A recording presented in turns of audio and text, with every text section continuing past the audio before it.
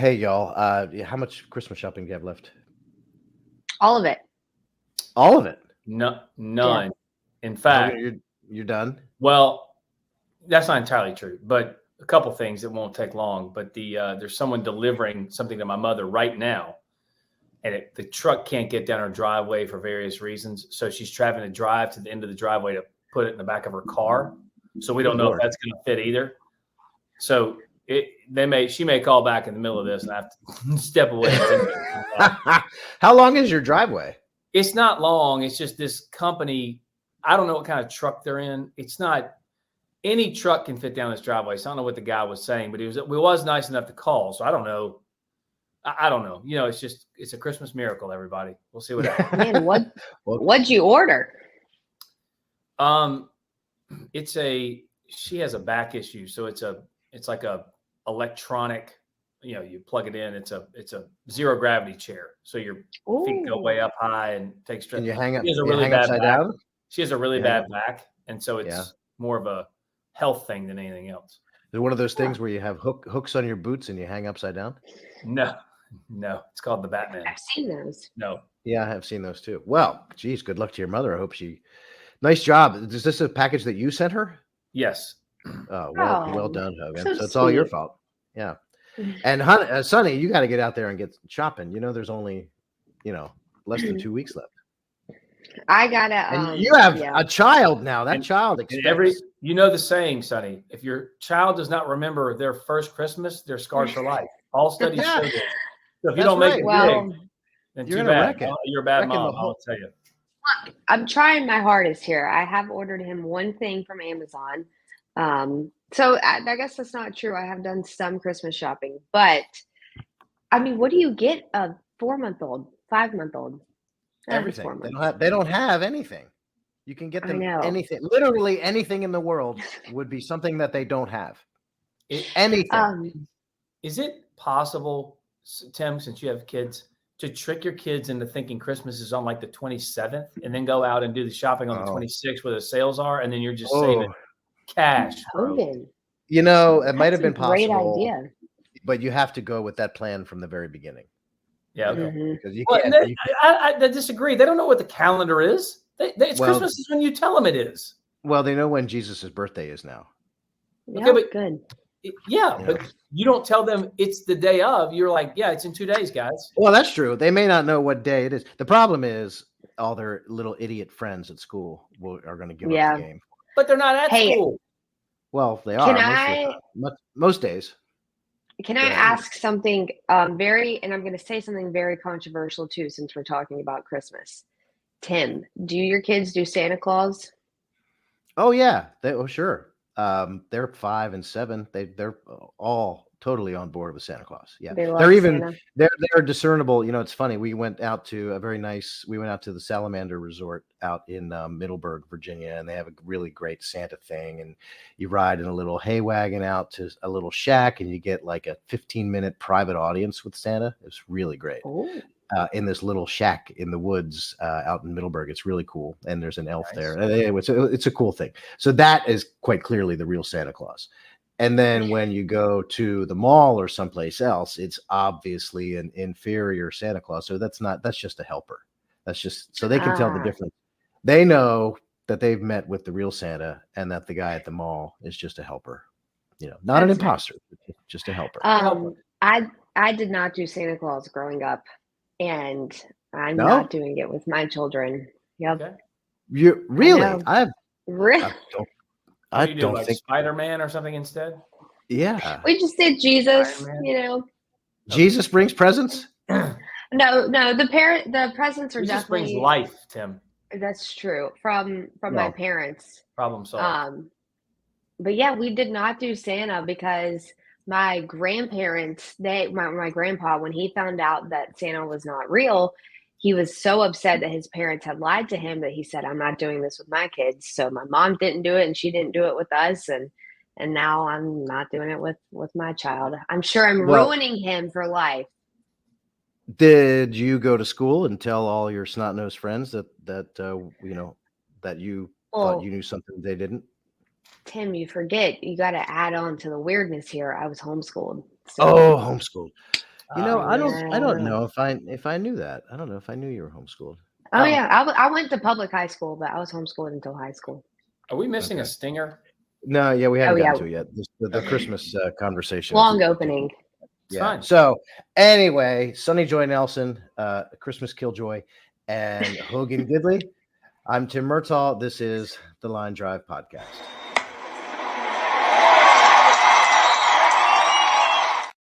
All right. Aside from Sunny ruining the hopes and dreams of children everywhere, let's move on to something. You should put a disclaimer on this episode. Do not allow children to watch this. I know. Danger. Sunny is not being nice. Fresh and hopes. So, kind of big news this week. Hang on. I'm stepping away for this. Mom's calling. All right. Sure. You guys keep going. I'll be right back. We will press on while Hogan solves the dilemma of the driveway. Sunny. So, kind of big news in Washington this week. The House finally authorized an impeachment inquiry of President Joe Biden. And I want to this fine headline. Oh, Hogan's back. What happened, Hogan? We're good. The chair is Operation Christmas chair is fully a success. Fantastic. Nice. You are a good son after all. So we're talking about the authorization of the impeachment by the House, Hogan, and the Reuters coverage of it. Here's the headline. Listen to this. Biden impeachment inquiry authorized by House Republicans despite lack of evidence. That's in their headline. And then, of course, the whole story is about why are these crazy people doing this? Because the poor guy's done nothing wrong, and there's no indication that he's ever done anything wrong. And why are they even bother doing this? This is amazing. Amazing. Remember at the beginning when Joe Biden said, I've never discussed my son's business with him, not one time, not ever. I've never discussed it. Well, that has morphed into I was not financially involved with my son's business. So that the initial lie, the threshold lie of like he's completely clueless, doesn't that warrant? And then we're not talking about a trial here. This is an inquiry. It is the search for information. We know that he lied about his relationship with his son and whether or not he ever discussed it. That's a lie. Lie number one. We also know that there are 21 different shell companies set up by people named Biden to accept the incoming cash. We know that it's about $20 million or more of that incoming cash going to various people named Biden, but not Joe Biden, because naturally they'd want to keep his fingers clean on all that stuff. And then there's eyewitnesses, people who used to be in business with Hunter Biden, who says, oh yeah, Joe Biden was at the table. We used to talk to him about these business things, these business arrangements all the time.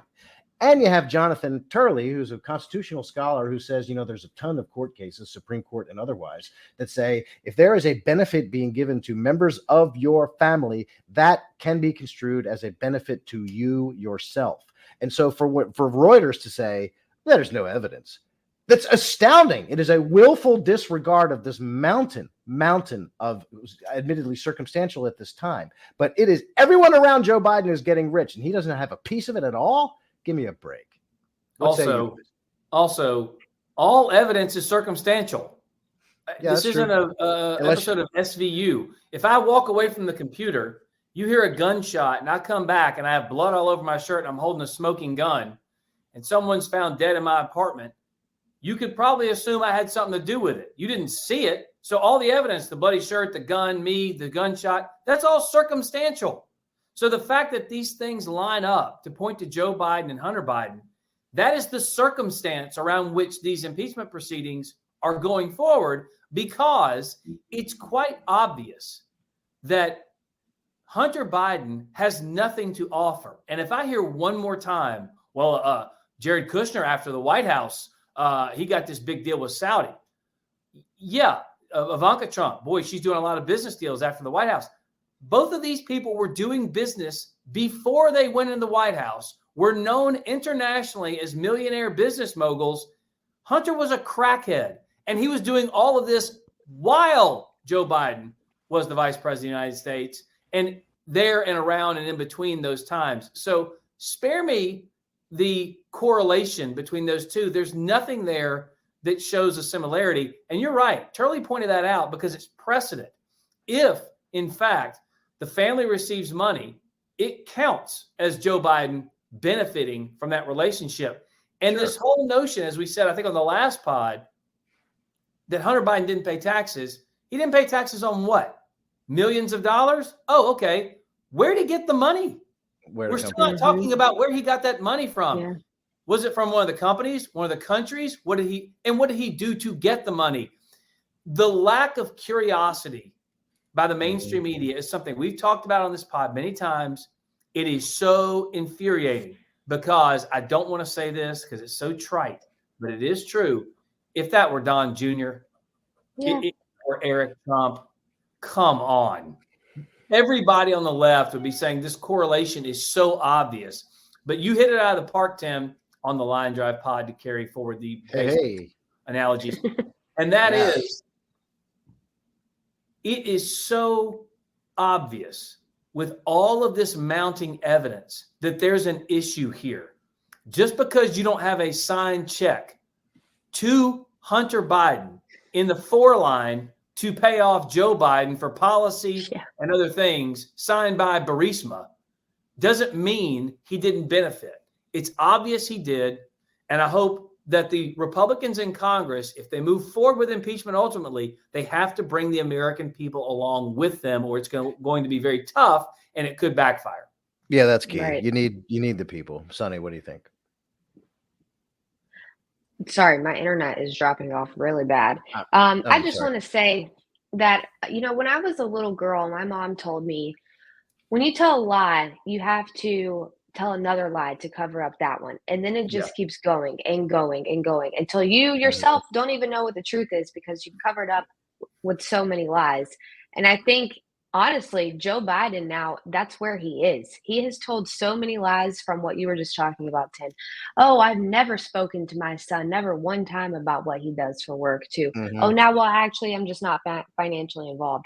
When both of those things are a lie, even though it has just snowballed into something, so big. But Hogan, you're exactly right. The Republicans have to stand strong on this. They cannot let it go, and they need to really bring a big force in the media to talk about this. They need to do a big push on social media about this to get into the minds of younger voters, because to younger voters, they probably say they don't care about this, whatever. All politicians are corrupt, I'm sure. But they need to really capitalize on this heading into the election.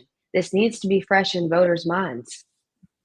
Yeah, it does. And in order to do that,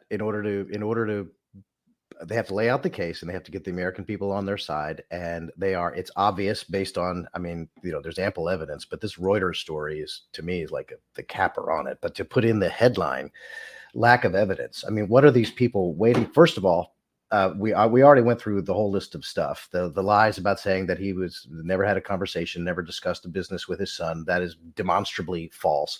We know that he had dinner with them at Cafe Milano, for God's sake. What are you doing talking to your son's business partners? It's an astoundingly, ridiculously unbelievable lie. The 21 shell companies, the $20 million, the fact that key witnesses says, oh yeah, Joe Biden knew all about it. The fact that Joe and Hunter Biden had access to the same bank accounts, shared bank accounts, and shared credit cards. Even we know that from the laptop, which they also told us was bogus, right? That's unbelievable. Now their position is, first of all, none of that constitutes evidence, according to Reuters. None of it constitutes evidence. And they look at all that pile of circumstantial stuff and say, you know what, we don't even need to investigate this. All this is an investigation. They don't even want to do that. I know. All this stuff staring them in the face, and they say, there's nothing there. It's the lack of curiosity, but they still going back to something else we've discussed, which is the media is now saying, guys, all this shows, all these payments show, all this loan shows, it's all because Joe Biden cares so much about his family. He's a very good father. You can't simultaneously say he's involved in his son's life, cares about his son, and then also try to get me to believe he knew nothing about any of his business deals whatsoever. So also, he's so involved and so caring. Oh, but he had no idea about his business dealings at all. None. That's ridiculous. I guarantee you. He knew about the hookers. He knew about the drugs. He knew about the gun. He knew about all these things. So wouldn't you want a father to help you get your life back together? Well, how would you do that? being gainfully employed, working to get your life back together. So he wouldn't know about any of those business opportunities at all. He just only knew about the drugs and the guns. He just said, I'll fix that just through rehab and other things. I'm not going to worry about helping him find gainful employment, using my name to get wealthy, to get me money in return. I mean, it's so unbelievable that it's laughable. The media won't talk about it. It's right. You and I both, Tim, back in the campaign in 2020, were so mad about this laptop. It's carried over into this. It's culminated into this. This Man, is not, I'm angry about it. It's just so stupid. It goes way beyond the lack of curiosity. It's an easy layup for the media. This is willful disregard of stuff that's staring them in the face. And also, they don't ask themselves basic questions, like these different things that Comer and the House Oversight Committee have been releasing different payments. Like there was a payment of $200,000, right, from Joe Biden's brother to Joe Biden. And they say, oh, that was a repayment of a loan. And then there was a series of payments for the same amount of money, a much lesser amount of money, from Hunter to Joe. And they say, oh, that was, repayment of a loan. We've already established, it is known that at least $20 million flowed through 21 different shell companies into the bank accounts of various people named Biden. And so they're splitting up this pie of $20 million, all of these Biden relatives. And these are the people who have to borrow money from Joe and then pay him back. They're the ones getting the $20 million. Why do they have to borrow money? It just doesn't add up. How come Joe, the one who's innocent of all this, and I have never seen a penny of this, and I don't know what you're talking about, why is he the one loaning money to all the folks who are raking in the millions of dollars from all the overseas? Does that make any sense to Sonny, anyone? Let me ask you this. So I'm going to ask you a question here. I was thinking about that because the incuriosity here. So the Shooter's Manifesto in Nashville, stick with me. I promise I'm on the same subject. All right. That was a story that was broken by Steven Crowder, an internet guy. Okay. At first I thought, wow, good for him. And then I started thinking to myself, wait a minute. Why is he the one breaking this story and not NBC or CBS or CNN or whatever? Right. So herein lies some of the problem. The no evidence mantra that the left is using has taken such a foothold. And again, I don't think the media believes it. I just think they don't want to cover it because then it forces them to do more work. It forces them to actually expose a person in Joe Biden whose policies they support, the radical ideology they love and promote. So do you think what has to happen here, right, for these big news organizations to just ask some simple questions and get the answers? Why does it have to be whistleblowers? Why does it have to be Crowder and Daily Wire and others who pull this information? Not that they're not popular and good outlets, but why can't you get one of the mainstream folks to cover it? What has to happen for them to cover it, do you think? It has to be so obvious that they can't. Go ahead. Easy, well, Tim. But I feel like we're past that though, because I mean, not to sound so like cynical here, but I don't think they're going to. We have seen the most outrageously glaring, obvious things happen, like the Hunter Biden laptop story, with the trans manifesto that you were just talking about. And have there been retractions? Hardly none. Have there been any mainstream outlets, even local news? You'd think with this happening in Nashville, I mean, is there local news covering it? Right. No, it has to take citizen journalists and people like, I guess, Steven Crowder, because I mean, maybe everything goes back to, follow the money, but these big outlets like CNN, NBC, they're given their marching orders. And if it doesn't fit their narrative, then they're not going to be allowed to report on it. Project Veritas has broken more news stories in the last month than the mainstream media has in the last year. They don't. It's going to have to be so overwhelming that they can't possibly ignore it. It has to get to the point where it's embarrassing to them if they don't cover it. Right now, they're doing what they did to the laptop. They're circling the wagons. They're pretending it's not news, and they're just going to they're going to wait it out. They're going to wait it out. And that's I think there's a lot of people in the news media who are swallowing their ethics because they don't want to rock the boat in DC with the Biden White House, because they know that there's a ton of smoke and you can see some flames licking at the windows, but everyone thinks, there's no fire in there. If only they had someone in the House on the Democrat side to pull the fire alarm. Yeah. Good That's one. a good one. So in related to all of this, Hunter has been subpoenaed by the House, and the other day he was there at the House of Representatives, but did not turn up. I remember when Democrats believed, and when the Biden Justice Department believed, that failing to comply with a congressional subpoena meant that they would try to put you in federal prison. Ask Steve Bannon about that. Yeah. But for Hunter doesn't show up, and Justice Department, are they going to care? Probably not. But here's Hunter outside. He did have time to talk to reporters, and here's a little clip of this, and there's something that's very important in here, and I bet you guys can pick it up. Let me state as clearly as I can. My father was not financially involved in my business, not as a practicing lawyer, not as a board member of Burisma, not in my partnership with a Chinese private businessman, not in my investments at home nor abroad, and certainly not as an artist. Okay. Notice anything there? Anything key? Yeah. Financial. Yep. He said my father was not financially involved. That is a shifting of the goalposts. So first, I picked up. Go ahead, Sonny. I was just going to say, to me, what I picked up was he is already making a move to cover for his dad. Yes. He's already stepping out there and saying, let me go ahead and protect him. He wasn't financially involved, because who knows what they're about to discover. But to me, that was him going ahead and setting it up to protect his dad. So people out there may not know this, but the way it works is you go and testify in closed door hearings in front of Congress where they depose you there. So it's not a show trial or anything. So they find out information. Then later they bring you out publicly. What Hunter Biden said was, no, I'm not doing it privately. I'll do it, which I think was a bluff, to say the least. Yeah, but I want it done the way I want it done, all public, nothing private on the front end, even though Don Jr. had to testify for hours. Ivanka, same thing. Jared, all behind closed doors first. Okay. The mere fact that Hunter Biden thinks he can avoid, change, ignore the rules of the House and get special treatment and just do everything publicly the way he wants, not only shows a disregard for the rules, it also shows a pattern in his life that the rules don't apply to him. They never have. The law doesn't apply to him. Daddy's covered everything up. Daddy's buddies have helped me avoid jail. Daddy's buddies have helped me avoid paying taxes. So it shouldn't be shocking to anyone that Hunter Biden decides, hey, I don't like the rules of the House. I'll do it this way. And this is the way I'm going to do it because I'm Hunter Biden and nothing really applies to me that I don't want to apply to me.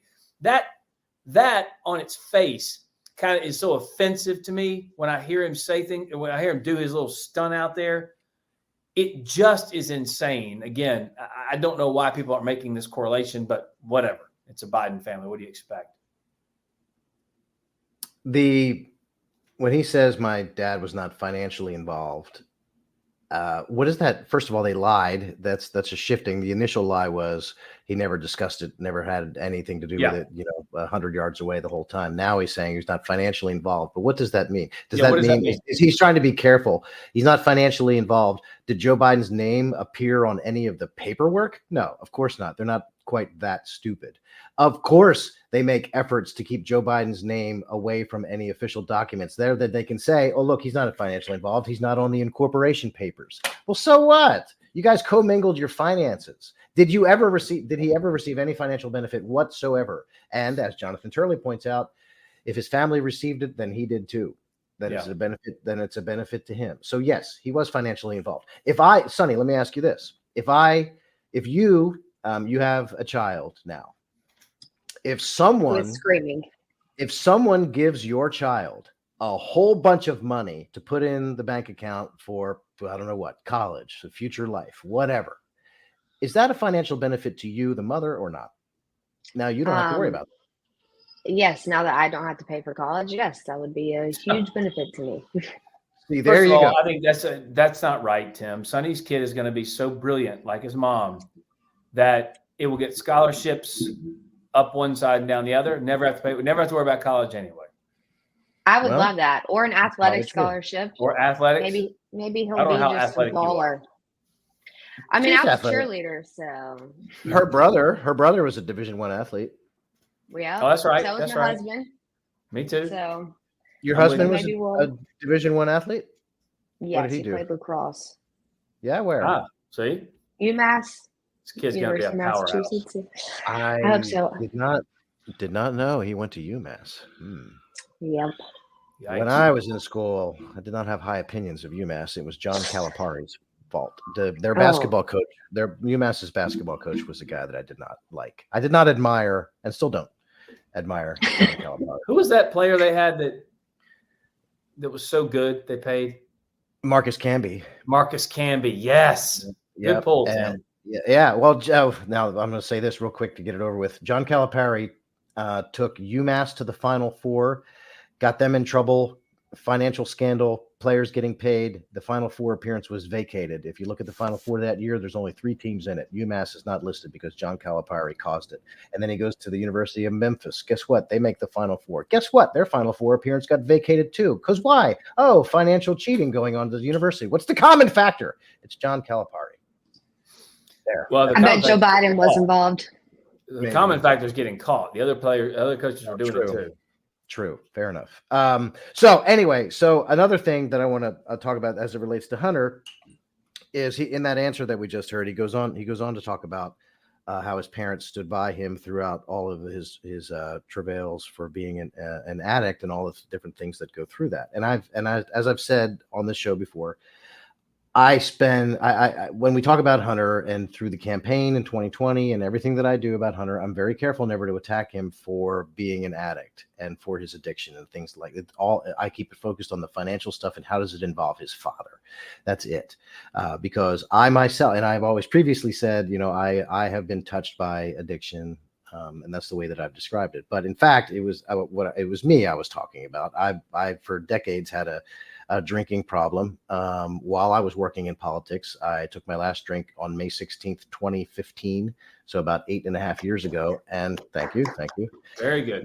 Not looking for applause, but I am there. I think I managed to do it. I'm publishing a book through Post Hill Press. It's called Swing Hard in Case You Hit It: My Escape from Addiction and Shot at Redemption on the Trump campaign. And it's half about stories from the 2020 campaign. You're aware of some of these things that happened in this book, Hogan and Sonny, and some of the things you might not know from 2020. And the other half is how I got through and how all the different horrible things that I did and experienced, and some pretty bad stories that I tell about myself, and how I went to jail twice for DUIs. A variety of different arrests for public intoxication, that kind of stuff, and I got cleaned up because I was facing a much longer jail sentence, and it would have ruined everything, and I had to quit drinking, and that's what I did in 2015. And then I have been able to flourish. President Trump knew about it, hired me anyway, and because he likes a good redemption story, and for that I'm very appreciative. But Amazon.com, you can find this book. You can search for my name or the title, Swing Hard in Case You Hit It, by Tim Murtaugh, and it's basically my story. And I did it to help people who were like me in rehab, who might be helped by reading a book like this. And also because there were opposition researchers out there in 2020 trying to sell to reporters the story that Trump's communications director had this alcoholic past with all these arrests and everything. Thankfully, nobody wrote the story, but this takes that away from them.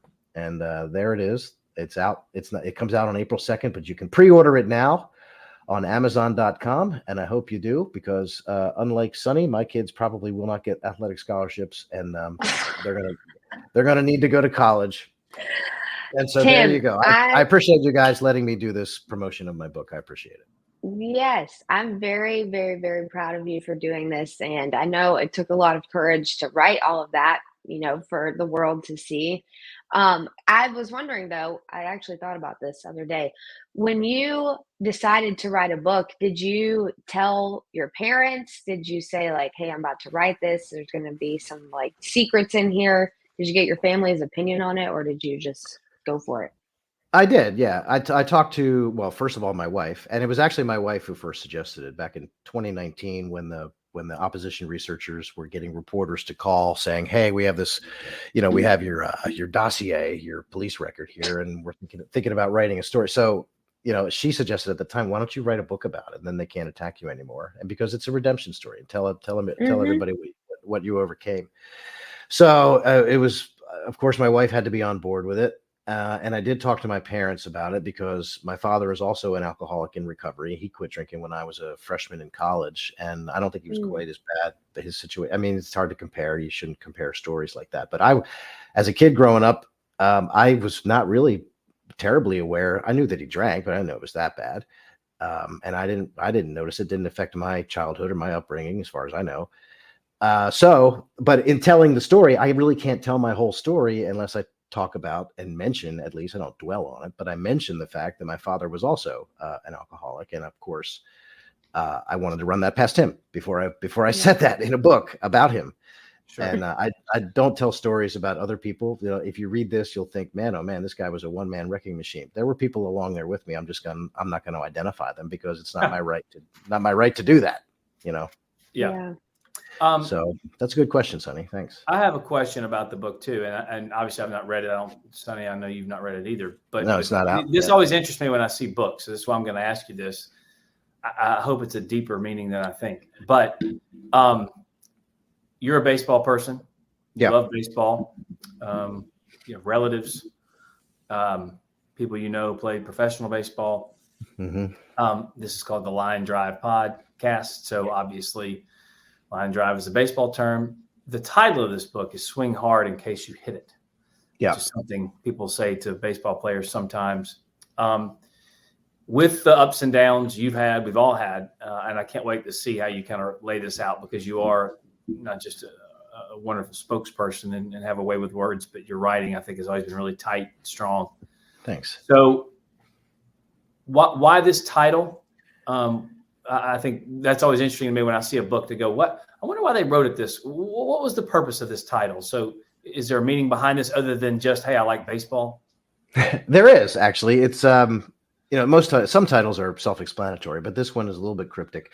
This is Swing Hard in Case You Hit It is a phrase that's been with me for as long as I can remember. And you're right. I come from a baseball family. My grandfather was Danny Murtaugh. He was the manager of the Pittsburgh Pirates for a long time, won the World Series twice as a manager. And my father followed in his own father's footsteps and played minor league baseball, and then was a manager in the Pirates minor league system and made it all the way up to AAA, which is the step right below the major leagues. And you can see that the talent gets watered down by generation in my family. So I played in high school, was not good enough to play Division I baseball, and so my kids, if it keeps going on that trend, my kids have no chance at all, right? But when I would leave the house every day when I was a teenager, going out to good baseball practice, whether it was my summer team or going for the high school practice, sometimes we had morning workouts. My dad would say, as I was leaving the house, he would say, "Hey, swing hard in case you hit it," which, he's just joking. He was saying it to be funny. But if you think about it, I always viewed that as a pretty good philosophy for life and in everything that you do. Because if there's something that you're going to engage in, any kind of activity that you're going to engage in, you might as well put in as much effort as you can in case it works out, right? Swing hard in case you hit it. So it's kind of the way that I like to approach everything. And for this, when it's a story about my career and my 20 years of trying to quit drinking, swing hard in case you hit it. It's something that my dad said to me a lot of times, and it has stuck with me, and I felt like it fit. That's great. Sweet. Well, congratulations I have one more on the book. Thank you. Yes, I have one more point to make about your book.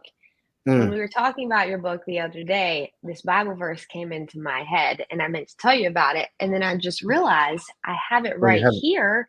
You have a big one. It What's it say? You take what the enemy meant for evil and you turn it for good. And How about that's just that? like the story. It's a redemption story. How about that? It's relevant. Yep. I know. That's fantastic. I had to bring it up. Well, Genesis 50:20. Amen. Tell me that again. Genesis 50:20. Yep. I'm writing that That's down. actually like my life verse. So maybe I'll write a book about that too. It's a great point. That's really good.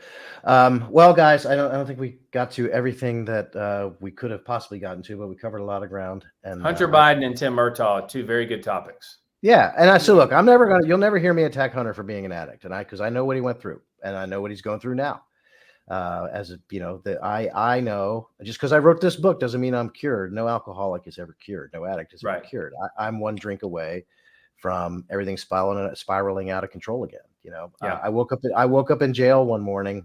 I was on probation for my second DUI, and if I got convicted of another alcohol-related offense, I was going to go to jail for almost 3 months because I had a suspended sentence hanging over my head from my second DUI, and I got arrested for public intoxication while I was on probation. If I had gotten convicted of that, I would have gone to jail for 3 months, and I would have lost everything, career, not just my job, but my career and my wife. My friends and family were kind of fed up with me. And so, I paid consequences. And so I've never attacked Hunter for his addiction. It's the behavior, the financial behavior that incorporates and involves his father and implicates his father. That's fair game, not the same. I sympathize with him as an addict. The rest of the stuff, not so much. Jail companies, not so much. Not so much. So anyway, I know you all have things that you got to get to, and so am I. I appreciate you stopping by and taking the time and for indulging me with all that stuff. Sonny Joy Nelson, thank you for your time. Hogan Gidley, thank you. I'm Tim Murtaugh, and this has been the Lie and Drive Podcast.